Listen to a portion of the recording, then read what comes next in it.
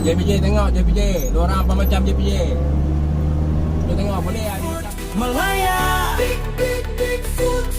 Malaya, bersama kita bangkit suara. Weh korang tengok ini betul-betul, ini bukan isu kecil, ini melibatkan keselamatan jalan raya. Dalam video nampak sebuah motor roda 3 buatan sendiri di jalan utama yang sibuk. Struktur kenderaan jelas tak ikut spesifikasi yang dibenarkan JPJ.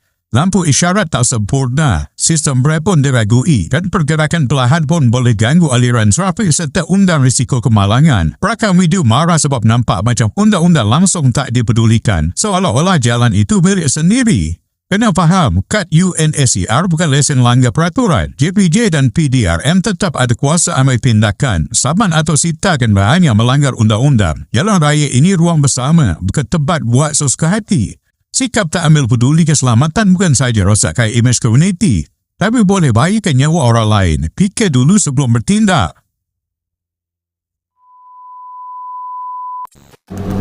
JPJ tengok JPJ. Dua orang apa macam JPJ. Dia tengok boleh lah ni macam JPJ.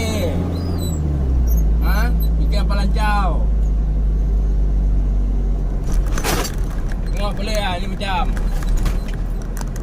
Wah, terlupa dia punya kampung dia buat Ini dalam bandar ini majlis habis kita semua. Diorang apa bikin? Tak ada bikin lu tengok. DHA 925 tengok. Tak ikut dia punya belakang.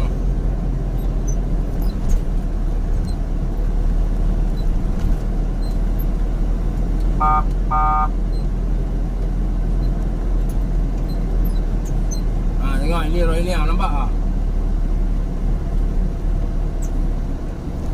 Lagi tengok. Tengok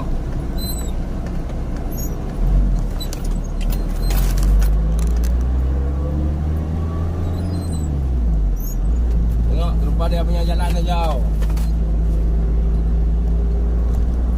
Saya tak boleh duduk kanan mah.